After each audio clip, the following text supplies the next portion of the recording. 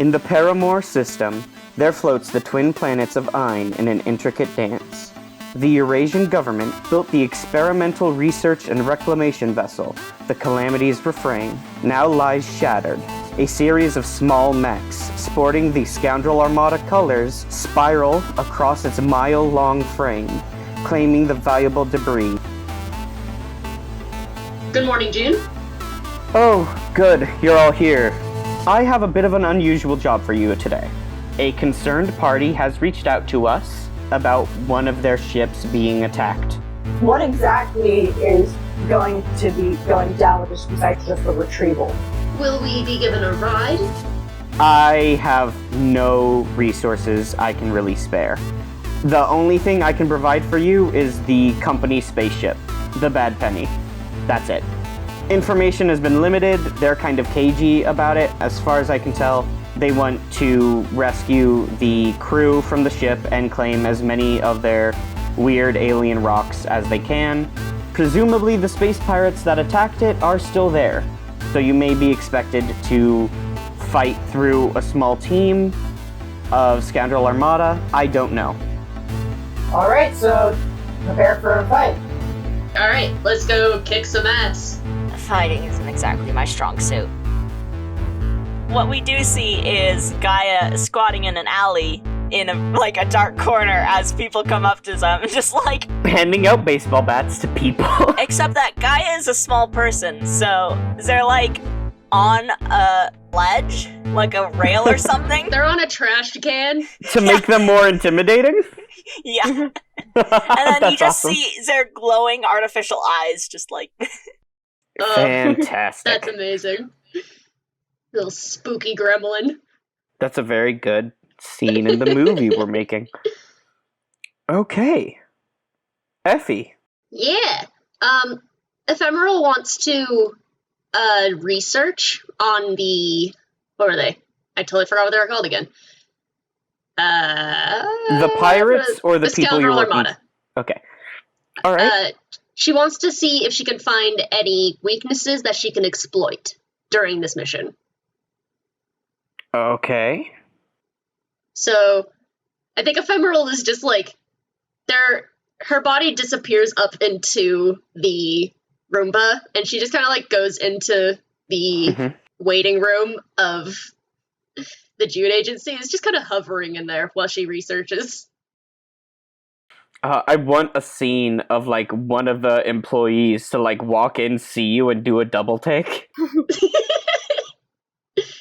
Like they want to poke you with a. She isn't hovering like on the ground. She's like above average human height. Yeah, like there's probably a shot of like two employees, one employee as a broom and is like about to poke you with it, and the other employee is like informing you like, no, that thing has a gun, man, don't poke it. That's like a person. It's got a gun. What's wrong with you? Yes, excellent, very good. Roll research. I have a thing. Sift, take +1 ongoing to research in a secure database. Fantastic. So that is a 12. Nice. I rolled the fail so you guys could succeed. 13 plus mind. Cool. Goodness. When you investigate a person, place, object, or service using the ask question from the list below. Take intel. Cool. Nice. The MC will answer your question and answer a follow-up question from the list below. Where could I find? How secure is? Or what is related to? How secure is not the Scoundrel Armada, but like the thing that they use to run the Scoundrel Armada. Like the way they give orders and how they get information across. How secure is it? Can I hack it and change stuff? What I want to know is, what are you using to get this information? I can just get into the internet, right? So you're Googling space pirates? No. The way I imagine it is kind of like, what was that movie where it was about people, it was a dystopia and people could go into video games and get money from that? Ready Player One. Ready Player One. I imagine it's kind of like that, where she goes into like a chat room, but there's people there, and she appears there in a physical form and goes to like find information brokers. Okay. Well, I'm going to tell you some stuff, and that might make you change your mind about the questions you want to ask. Okay. As you go around and we get these shots of Ephemeral Orchid talking to different information brokers, pulling up different heads-up displays and like scrolling on holograms and talking to different like shady internet avatars. A thing you know is there are no Scoundrel Armada like scavenging teams in the area. Huh. You're only getting this because of your full success. But what you learn is there are some Scoundrel Armada refugees on the other side of the planet that are like kind of based out inside of a canyon, but they don't really have spaceships, let alone mechs or weapons like capable of attacking like a freight spaceship. When I was getting Justin to make the map for me, and we were scaling it, a thing we learned is that the Calamity's refrain is a mile tall. So How it's wide is it? So does everyone remember Pioneer Park from Woodland?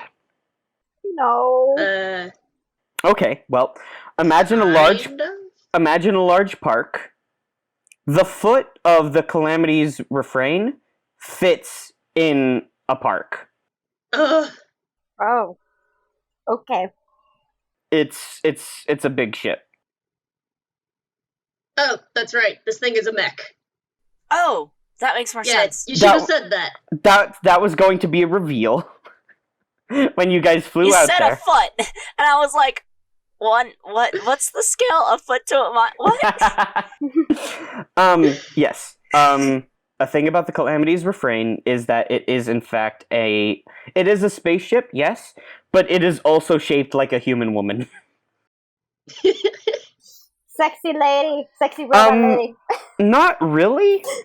I'm just imagining the Statue of Liberty. Just like Yes, in that's space. exactly what I was going to say. Imagine if Lady Liberty was made out of gold Oh. and flew around in space. Also, it's a mile tall.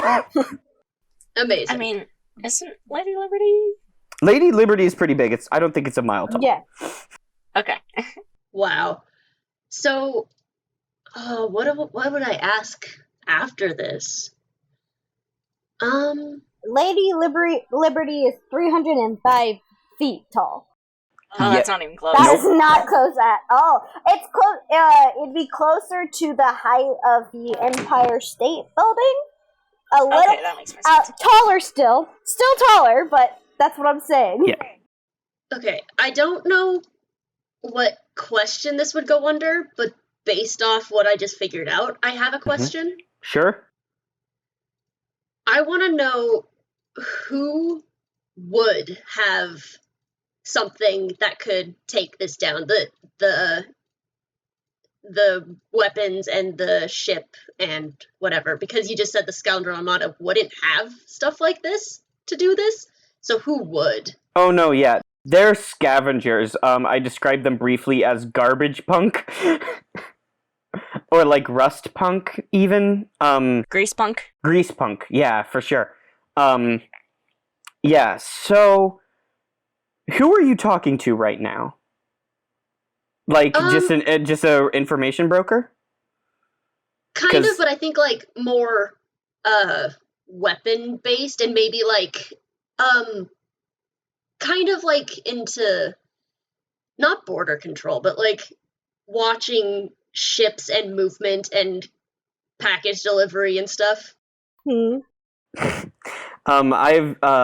Reese has just posted in the group chat that a mile is 5,280 feet, which puts the Yeah. Calamity's refrain at 5,000 300 feet tall.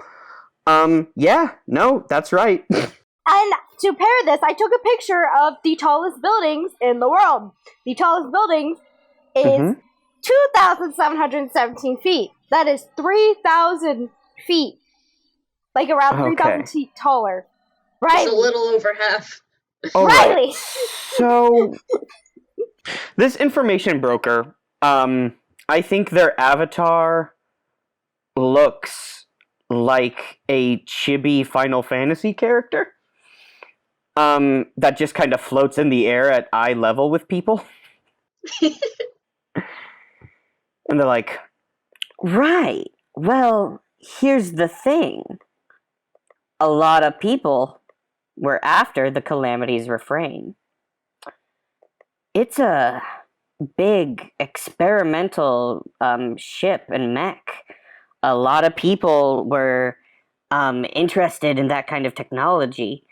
And frankly, that Free Earth technocracy weren't super happy with it.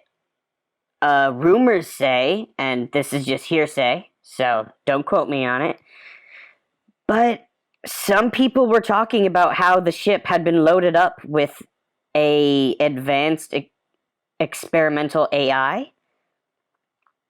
And that didn't rub the Free Earth technocracy the right way.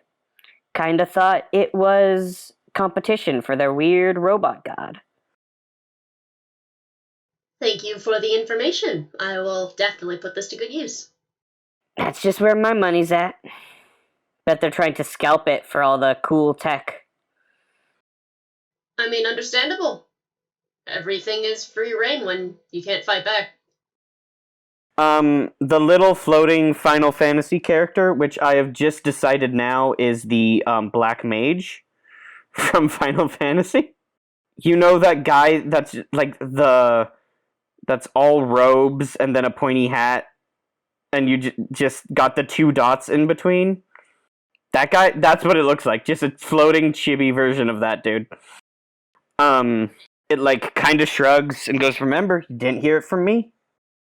I don't know who the fuck you are, so I couldn't put a name to you anyway. Cool. Good talk, Effie. And you, as the player, get one more question. I do? Yeah, you get a follow-up question. I thought that was my follow-up question. Nope, because I said you get to ask your questions after I give you that information. And so you get one more question. Oh. Because I didn't want you to waste. First one Yeah, you gave me I for didn't want free you to 'cause waste stuff. your question on the Scoundrel Armada since you rolled so well. If you had rolled lower, Okay. I would have told you stuff about the Scoundrel Armada. But since you rolled high enough, you know they're not behind this. Okay. They're being framed, essentially. Fun times. He kind of just answered what is the relationship between this, that thing and the Free Earth technocracy. I forgot the name of the ship. The Calamity's refrain. Yeah. He kind of just answered that question. Unless I could ask that specifically and Yeah, for get sure. more information. I think we get a shot of you talking to someone entirely different now. Yeah. I like the idea of this being kind of like a marketplace, but instead of Yeah. buying stuff, you just buy it. Not really buy, you could just go and talk to people and get information. You trade information and thing. Yeah. This person's avatar is imagine Rosie the Riveter, but in space. Space Rosie the Riveter. Describe that. You guys should look up the World War II propaganda of Rosie the Riveter. Mm-hmm. It's the woman flexing and holding her It's Yeah. the we bicep. can do It's it, the woman. We Can Do It woman, yeah. Oh. That's Rosie the Okay. Riveter. Imagine like a high-tech cyberpunk version of Rosie the Riveter. With like really good eyeliner. Nice. Super gay. Super gay for this. I know. And what she explains to you is that Eurasia built the Calamity's refrain on Ein 2 using their best resources. They traded in a lot of chips to build this ship.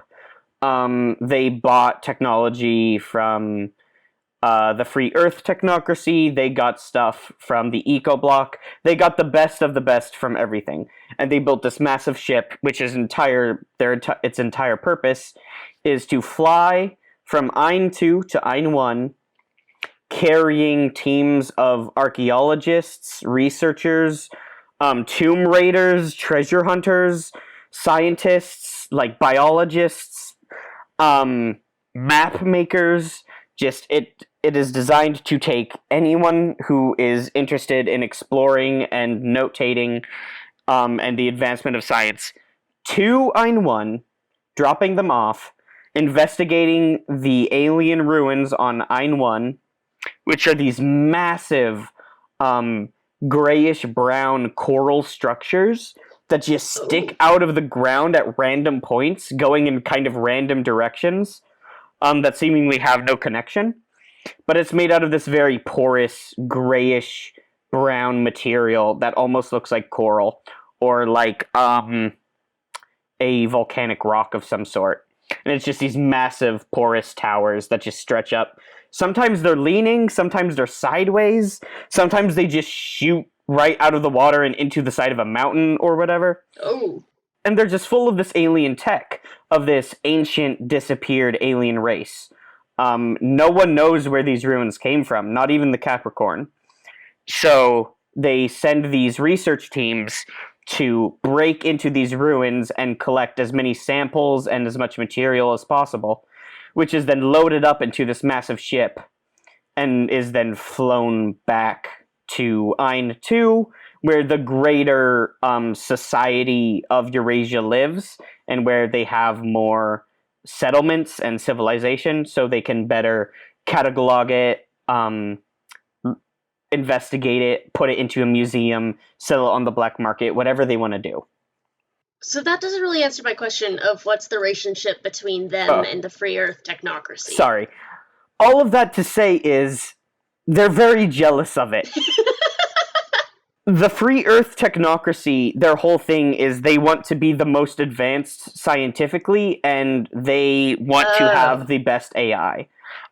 When they hear about this incredible advancement that is maybe armed with a super top secret advanced AI system, they get nervous and they get jealous because they are worried that Eurasia will surpass them with all of these alien ruins and the alien technology they're gathering. Okay. That makes sense though, because they are ruled by allegory. Yes. Way to discover the villain twist in the first 5 minutes of actual play. Oh, that's right.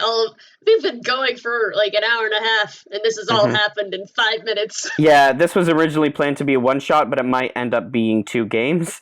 The first half being legwork and explanation, and the second half being the action. Yeah. That's fair. Okay. Okay, Gaia. Mhm. You said you had another action you'd like to take? Yeah, I want to roll, I know a guy who knows a guy. For sure. Once permission, I may introduce a new contact, name the contact, say what they do, then roll plus style. I want to introduce a contact who's on the ship. Oh. Is that something I can do? On the Bad Penny? No, on the, on the Calamity's Refrain. yeah. Sure. Either an archaeologist or a, kind of a tomb raider. Probably more of a tomb raider. And, yeah. Does Paradigm Shift work for a name? Yeah. Paradigm Shift sounds awesome. Mark that down in your list of contacts. And they are a treasure hunter on the Calamity's Refrain. Yeah. And so now I roll plus style. And that's Okay. going to determine whether or not I actually know them. Or if they hate my guts. Luckily, I have a +2 to style, so we'll hope this goes great. How'd it go? I rolled a 4, +2 is a 6. Oh no. Oh no. They hate my guts! Okay. Oh, can't wait to go to the ship and find them and be like, why the fuck are you here? Actually, Anonymous, I know them alright. Tell the MC why they dislike me. that's a good question. Why do they dislike you, Gaia? I bet that they also came from, Era, and, just rivaling, Raider factions. Okay. We did squeeze in that faction you came up with somehow. Well, there's not exactly, like, official factions, like, the Eros factions are big. All across Era, there's just, like, tons of different poachers and raiders and just kind of like colonies that are surviving on the planet. Fantastic. So they are all super territorial. Oh, do you have an idea of who owns that planet? Oh, yeah, it was gonna be the Australian Ecoblock. Gotcha. Okay. Judging by the fact that there is Geodes LLP on the planet. Which is technically a business. Okay.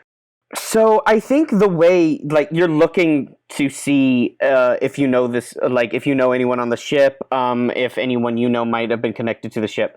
And I think, Gaia, while you are online, the way you figure this out is we get this shot of Gaia pulling up these shipping records from... Should there be, like, a passenger log? Yeah, a passenger log. That's part of the from Ein 2's records that you access through the internet. The internet in this world is called the web. Anyway, through the web. And there's only 2 passengers. You see 2 names on the list. John Wakes, pilot, and then underneath you see Paradigm Shift, and their job title is listed as Reclamation Artist. Which is a very fancy way of saying tomb robber. And those are the only 2 people that are recorded on being on the Calamity's refrain when it was attacked. Oh. Interesting. Where did everybody else go? Huh. Alright. That's a good question. Yeah. Do we all meet up again? I don't know if anyone has, Razor. Unless you genuinely want me to go beat up someone. By the way, I did advance the legwork clock, due to your failure, Gaia. Yeah, I assumed. Yeah. I should be blatant about that, because of that failure, I advanced a clock. Okay. Yes. Okay. Razor, you wanted to go get in a fight? I was saying if I don't really have anything unless you're gonna have me beat someone up to take another weapon. While you were gone, we were trying to figure out what the heck Razor would do, and we're like, they might just go beat someone up and loot their corpse.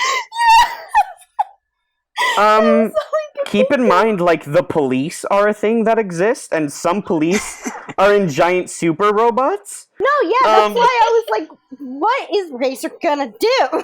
I have provided you a massive list of contacts you can reach out to. Yeah, but Razor's not... We can just hold it here. You could ask a contact to come with us. I do like... Yeah, you could go and ask someone to come with you.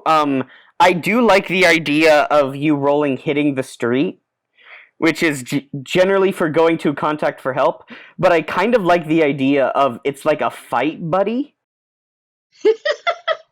And like it's a bet over who can beat up the other person, and if you roll well, you win the fight and you convince them to help you out with something. Or something like that. So is it hitting the... Hit the I street. think hit the street would be an interesting thing, or you could declare contact, or you could just talk to some NPCs that are at the June agency. You see, that's what I'm trying to think of, because, again, Razor is not the most sociable. Yeah. It really would be if they're gonna meet someone, it's can they beat them up? Yeah. So, would... It could just be like a comedic thing where they're walking down the street and then like someone bumps their shoulders like, hey, watch where you're walking, buddy. And you're like, what the fuck? I didn't do anything, and they start a fight with you. God. Well, I'm gonna say And then no. you make friends with them. I'm gonna say no, though. Okay. That's Yeah. fair, yeah. So is Razor not gonna do anything? I mean, like, Razor's just gonna be, like, generally getting their weapons and stuff. That's what they're gonna do. That's like a really cool scene. We see Razor pulling out their various guns and swords and things, polishing them. Yeah. Does That's- Razor have swords? Yeah, I have a blade, a custom ornate versatile blade. I get to say its Oh, name. that's right. It's named as Obsidian Gray. Ooh, The Obsidian Gray. Ooh, that's a good one. Yeah. that's cool. So that is, Okay. and then I got guns. I have many guns. All right. Is there anything else you would like to do before we wrap up legwork? Anyone else got any moves or ideas? We can all come back to each other and share our info. That's a good scene. Yes. Yeah. I like the idea of everyone meeting up at the June agency to talk. Gaia and Razor just come in and then just Effie's body appears like, hey guys, I find out stuff. Alright. So, Let's all agree right now that nobody knows how to sit on a chair properly. Oh, yeah, no, for sure. None of them do. yeah, no, Effie's, like, ephemeral form, just kind of draped sideways, one leg normally over the seat, but the other draped over the side and, like, leaning onto the arm of the other side. That's how I That's how sit. there's... That is how I sit. Damn, you calling me out. That's how I sit. That's how Effie's sitting right now. How are you guys sitting? I would say Razor is sitting on top of, like, they're sitting on the top of the chair with their legs in the actual seat. You monster. At least I'm in the seat. No. The feet. The feet is in the seat. That's how Razor's sitting. How ridiculous do I want to go with this? Gaia is squatting on the seat cushion. Full on L from Death Note, just perched on the chair. Oh, this gremlin. They're doing the Slav squat, but like Oh, Oh my god, I love full them. on boots in the center of the cushion. Like, Oh, and they're probably like a really dirty gremlin, so they're just getting dirt everywhere. oh my goodness. Yeah, Razor has like they're sitting on the edge, and like they have their one foot bent, and the other is crossed over their knee. So like their elbow is on their other knee that's like crossed over. So yeah, I like to imagine that Effie is sitting like in a single person couch across from you guys who are on a 2-person couch. that's wonderful. Just Anyway. This is a wonderful bit. when we said none of us can sit right, none of us can sit right. 2 non-binary people and a gay. yeah. Please continue the scene. Alright. We've established what it looks like So, to the audience. After we all sit down like the gremlin monsters we are, Effie is just like, so, I found out that it is probably not the Scoundrel Armada that is attacking this ship. It is actually probably something from the Free Earth technocracy. There's a lot of warring ideas between them. There's a lot of tension. which would make a lot of sense. That just sounds like our job was made 5 times harder. A little bit. Well, I've got something that'll make your job a little bit easier. Maybe. Do tell. We only have to save 2 people on the ship. Why are there only 2 people? The only thing is, one of them hates my guts.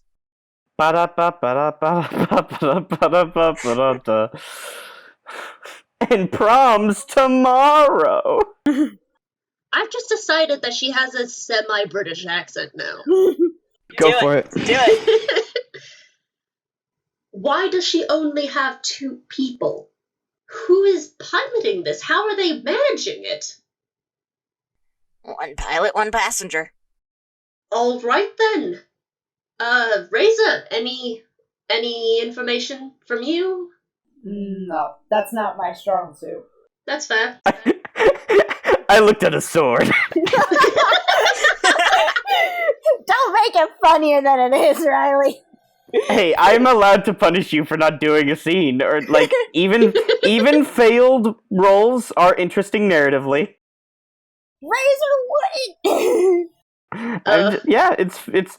I get if that's what your character does, but I'm gonna razz you. To be fair, Razor's gonna get a lot of scenes probably on the ship. Yeah, exactly. Once we get to the fighting, Kaya's gonna be doing nothing. And Ephemeral's gonna be trying to pick up a jacket pew pew with her pew, claw pew. arm.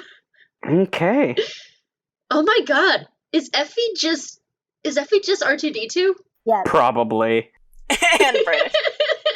It's R2D2 and C-3PO. Okay.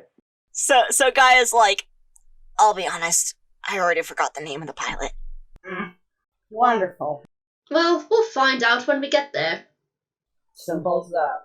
I think the camera shows a shot of like the list has been kept and folded in Gaia's pocket. Like Gaia has the list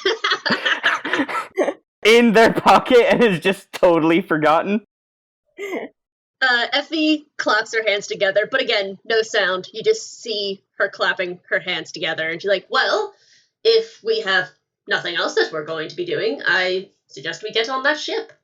She looks at her wrist, like, just kind of raises her eyebrows in a sassy way, and she's like, I think they were a little bit pressed for time. Maybe we should head on over. I mean, if I weren't getting paid for this, I'd say we could just go ahead and let Paradigm Shift stay on the ship. But that's not our job. Nope. Have to save all the people. Oh, I just realized I forgot to mention that Effie is darker skin toned. Mhm.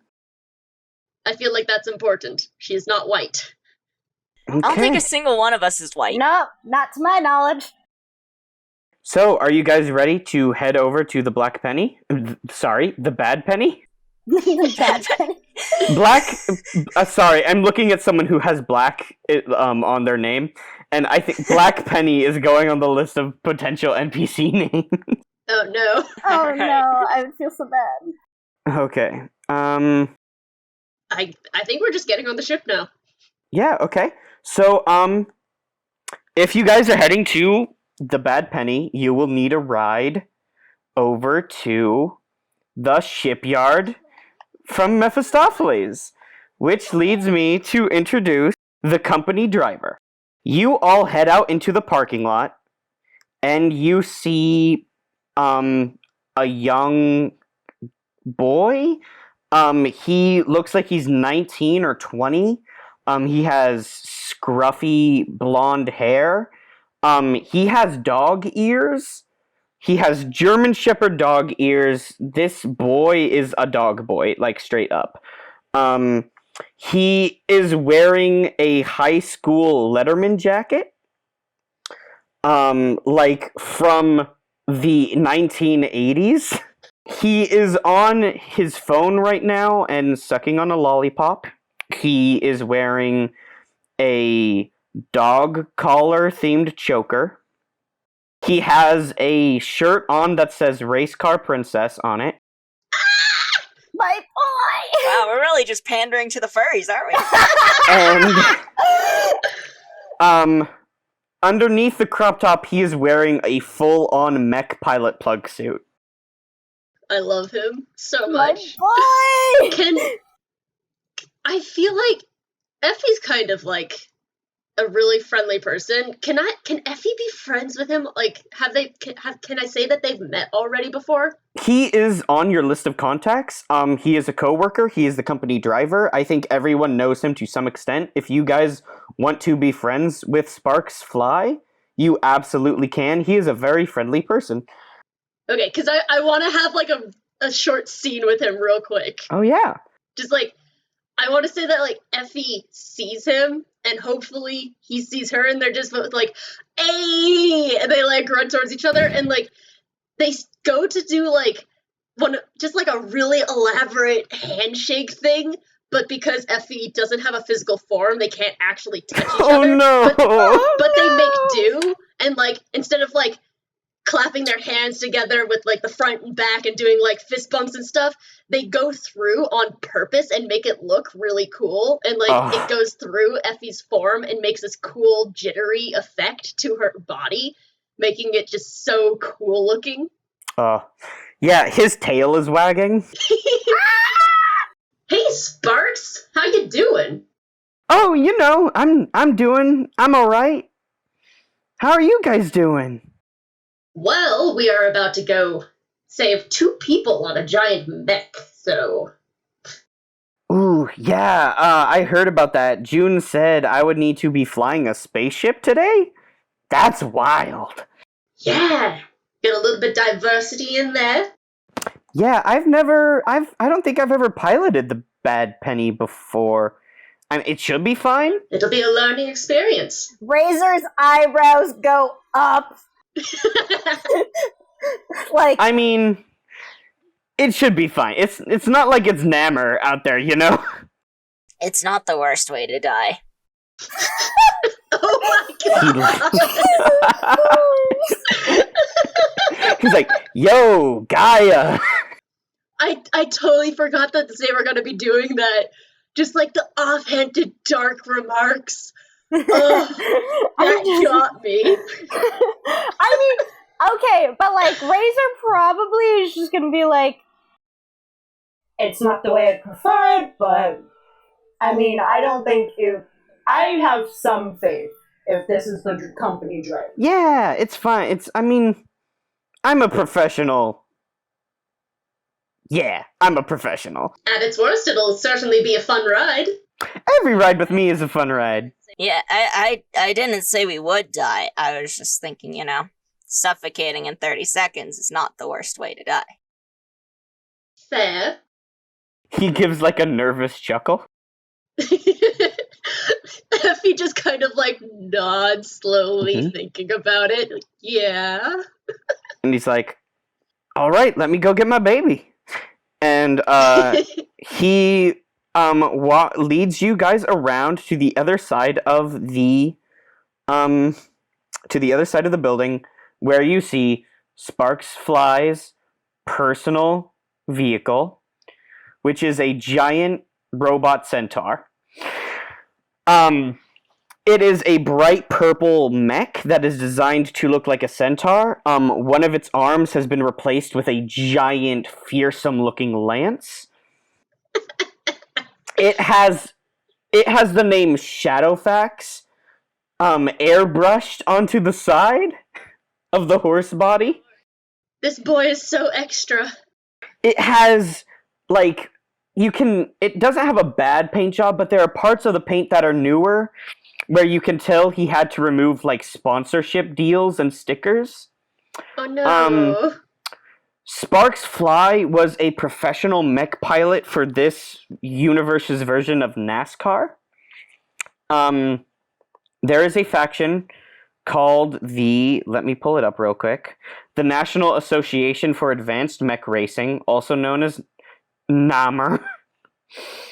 It's NASCAR, but with giant super robots. And Sparks Fly had been chosen as one of the pilots. Unfortunately, before the season began, he was washed up and basically kicked out.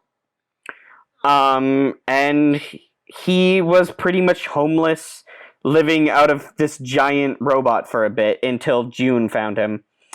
And she offered him a deal to become the company driver and the company pilot. And he is basically a taxi service, a pilot if you ever need one, that sort of thing. So he hops in to the centaur, which kneels down, and its horse body side opens up. Inside it looks almost like an SUV. It's got several chairs with several seatbelts. It's really messy in here. You see bags of groceries and things. There has been a spilled soda in several points of this car. And you are sure if you spent the time, you could find at least $10 worth of pocket change just around this vehicle. And at the front is a small hatch/vent that he opens up and he starts to crawl into as he crawls into the torso of Shadowfax, the humanoid torso, where he is going to pilot. He sticks his head back down through the vent where he is upside down. He still has that lollipop in his mouth. My baby. Hey, Sparks. Nice place. Thank you. For real though, you guys should put on seatbelts because I drive really, really fast, and people have been hurt before. And it's like a company liability or whatever. Effie kind of looks around and looks up at her Roomba. Can someone hold me?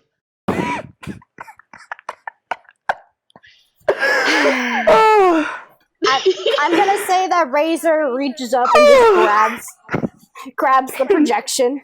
Someone hold me. And is holding the Roomba. Yeah, when you grab the Roomba, Effie's form glitches and jitters, and she just kind of rolls her eyes and her form disappears into the Roomba. And Razor just sits up, crosses their legs, and buckles up. Yeah, Gaia buckles herself back into the chair too. You hear Effie's voice come from the Roomba, and she's just like, "Please do not let go of me. He is a wild driver." I would prefer the term experienced with racing. And then he kind of shuffles his way back up, and you hear his voice kind of echo down the shaft. Oh man, this is gonna be really fun. And the door to Shadowfax slowly closes and seals tight. We see the large mechanical centaur stand up, and its hooves open and unfold, revealing thrusters and various bits of hover technology. And Shadowfax lifts up into the air a bit, and then just takes off at a ridiculous speed. Mephistopheles has speed limits, which Sparksfly chooses actively to ignore. He flies over traffic. I think inside there, he takes turns incredibly sharply. He is full on Fast and Furiousing his way through the city of Mephistopheles. Oh, Jesus Christ. And inside is a straight up nightmare, as various groceries are just flying around and slamming into walls and exploding, flying around, being slammed into the other wall. One of you is probably covered in milk at this point. Oh no! You see a watermelon just hit a poster and just shatter into a million pieces. That could have been someone's head. Change is also just flying around the room like small little missiles. It's a 30-minute drive to the shipyard. You make it in 10 to 15. Oh yeah, Gaia has goggles. They're going down. And Shadowfax slowly powers down And Sparks drops down out of the shaft, and lands in the main thing, and is like, oh, guy, I'm really sorry. I totally forgot. I was planning on cleaning up. I swear. Oh, this is a mess. Razor, are you just, like, covered in milk? Honestly, the idea of milk dripping down the, like, metal pieces in their hair touch your face. Oh, man, I'm so sorry. Oh, buddy. They take a deep breath, close their eyes, and go, It's fine. You're paying for my dry cleaning. The Roomba flies out of your hands and Effie appears out from under it, and she's like, sometimes our truck's studying a hologram. I imagine Razor kind of squints at Effie and then just slowly flips them off. Like, screw you for that. Effie flips her off back, but she does it in, like, a fun way. She, like, flips you off back, but she's, like, grinning and sticking her tongue out. So, you all exit Shadowfax, and start stepping out into, the shipyard. And you see the company ship, the Bad Penny. The Bad Penny is, I would say, twice the size of the Millennium Falcon. Its prow looks a lot like an old ship prow, like almost like a yacht for space. Huh. If you guys remember the Doctor Who episode where there's the spaceship that's built to look like the Titanic, Yes! Yeah. like that, but much smaller. And it is a copper color, and it kind of smooths out into a number of engines and thrusters that look, they look like they've seen better days. Is it like the ship from, Treasure Planet? Where you can be on the deck and still have air? No. Ah, sad. The front is just kind of designed to look like a ship prow. Okay. There's not enough room for Sparks to load up Shadowfax. He is sad. Oh. Well, actually, yeah, no. He's like, I was kind of hoping I could bring my mech. Maybe we could tie it on top. I don't think you want your mech to get burnt out as we leave the atmosphere.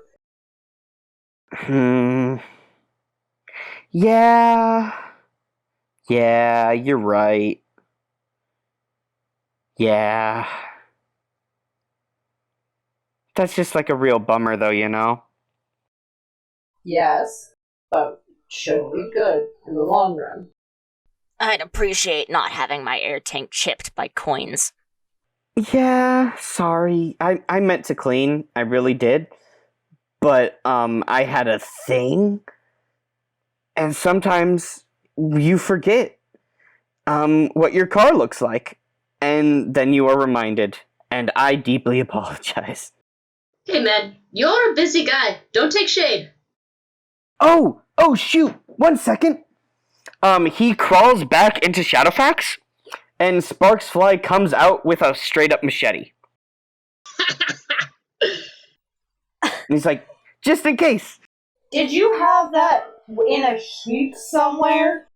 Yes. Are you lying to me? Does, kinda sheathed in the underside of one of the seats count? They bring their hand up to their eyes and go, so, one of us could have been stabbed with it if it came loose. No. It's like really up in the seat. They pinch the bridge of their nose and just go, Alright, I'm not going to. Just continue. Alright, move it or lose it, gang. And Sparks Fly leads you all into the Bad Penny. It's very much a very utilitarian and mechanical ship in here. I think a good touchstone would be the ship that the Guardians of the Galaxy fly around in. In their movie, it's very much, there's a lot of machinery and hanging parts. It doesn't look like a place you'd want to live in or spend a lot of time in. It looks very like there's a lot of metal and clunky. That's what I'm looking for. It's like it's a very physical, clunky kind of space. It's called the Bad Penny because it keeps showing up. June has had this ship for a very long time. June used to fly around this ship when June was like a cool space adventurer and a Pinkerton herself, and it maybe saw more dogfights in space than it ever should have. But June has an emotional attachment to it, so June keeps fixing it, which means it's usable, but it's a piece of garbage. So we should try not to break it. Oh yeah, for sure. Excellent. I'm still just imagining they're so small and getting milk still dripping down their face. Oh. Just some messy. There's like bits of watermelon in Gaia and Razor's hair. God. I think someone got smacked in the face with a pack of macaroni and cheese or something. And I don't. Razor does not have the mask like that Gaia Nope. does. So. Okay. You all hop onto the Bad Penny. I think we get a few shots of Sparks putting the machete in a cabinet and then like hopping into the pilot's chair and flicking various switches, turning various knobs. It's a very like a visceral, like there's a lot of beeping and like tune-up sounds which every like switch is flipped. This place is it's not very smooth or streamlined in any sense of the word, and it's very... I think it's old-fashioned in this world. It absolutely But it's is. fixable, and it's reliable, Mhm. kind of. Kinda. And yeah, reliable is one of the tags it has, for sure. It's one of those things where it's like, if something breaks, you'd know how to fix it, as opposed to having to figure out how to That's you know, true. fix an iPad screen. Yeah, it's like the difference between Apple and PCs. Except this PC is one of those dinosaur PCs. Yeah, it's Bad. a really old one made like in early 2000s.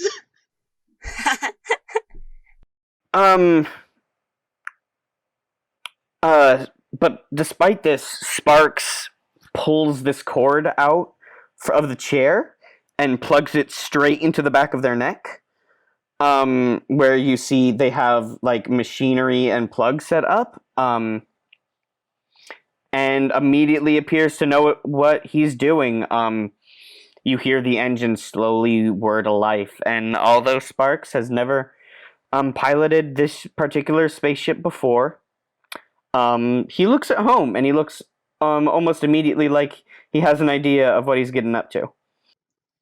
Effie kind of looks around the ship, looking for some place to lodge herself so that she won't fly around, and she's like, I assume that you're going to fly this ship as expertly as you fly your other ship.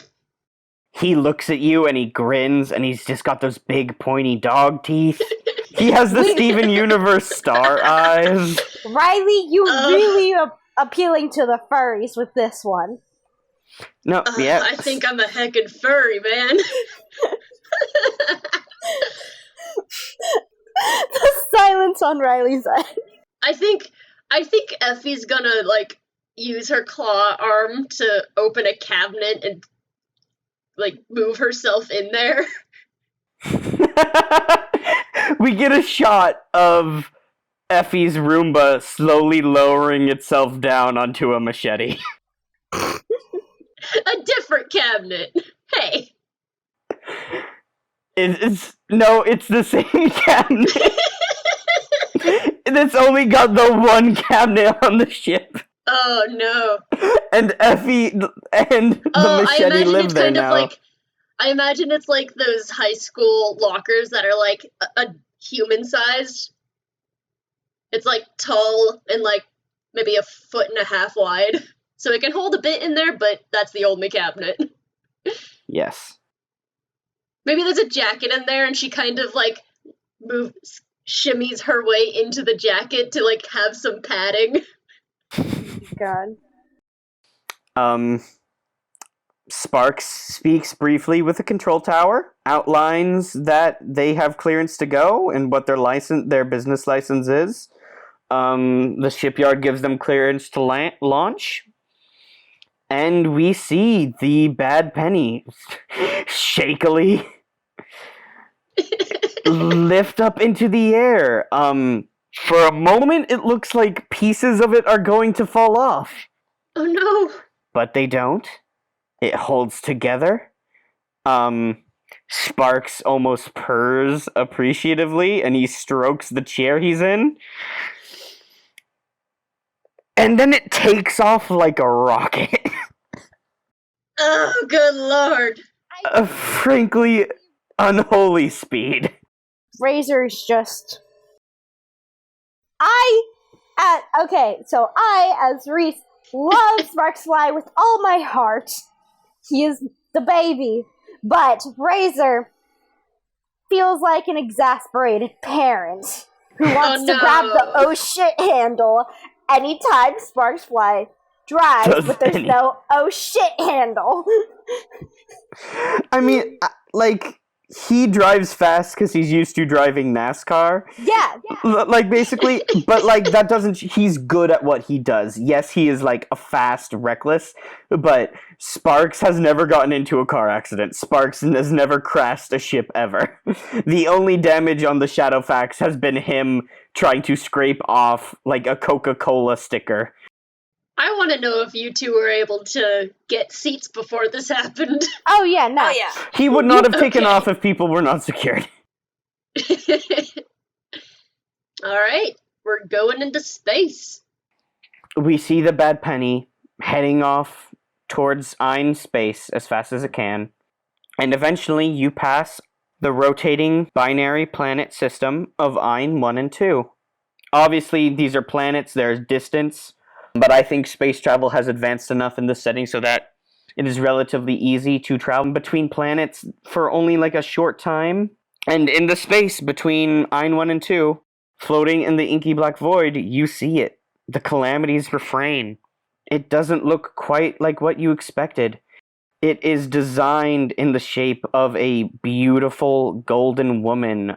The touchstone, I would say, is definitely Lady Liberty, but minus the robe and the artifacts it's holding. But it has a very similar, stoic face and hair pulled into the shining regal tiara with, a sunrise of spikes.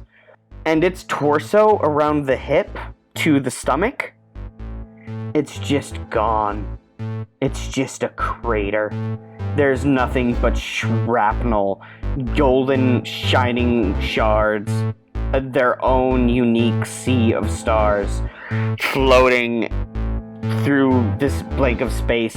It looks like a shark took a bite out of this woman, and her left arm is just entirely severed off. You see the left arm is just slowly floating away, impotently just separated from the rest of the ship. And surrounding it is just countless historical artifacts.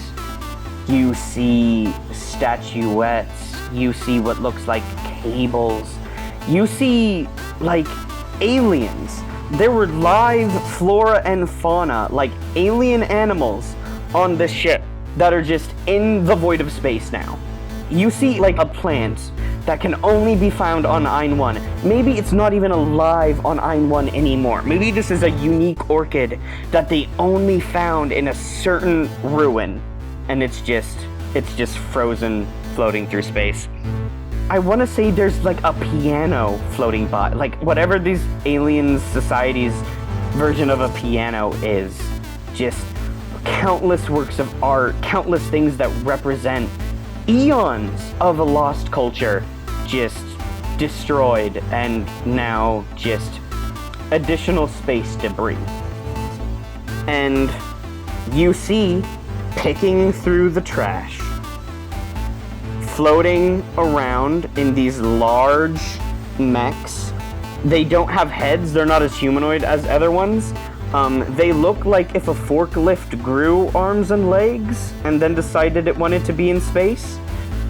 These are Scoundrel Armada mechs. They are called Plunderers. You see 2 Plunder model mechs, just with these big meaty claws, just grabbing things, just picking it like an apple off a tree in the resulting debris. As the bad penny comes up on this wreckage. And I think the camera starts to fade, and we just hear the distress signal coming from the ship. It is a steady but a pleading beep. And with every beep, we see the eyes and the mouth of the Calamity's Refrain shine weakly until the screen goes black and we just get that steady cry for help.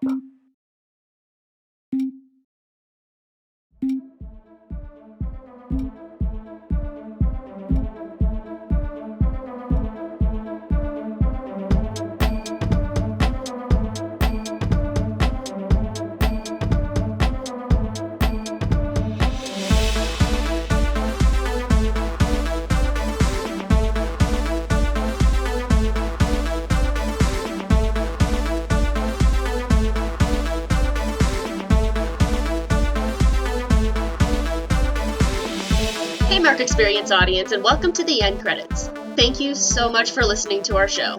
If you want to see MXP art and laugh at the dumb jokes we make about our own show, you can find us on Tumblr at tumblr.com/blog/markexperience. If you like the music, you can buy it all at markexperience.bandcamp.com.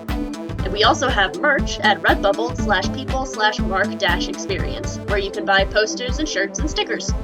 If you want to donate so that we can create more content, you can head over to our Ko-fi account at ko-fi.com/Jamie Remy. That's spelled JAMIEREMY. That's my name. You can find this podcast on YouTube, Apple Podcasts, Spotify, and Stitcher, so listen wherever is easiest. Have fun browsing, and we'll see you next time.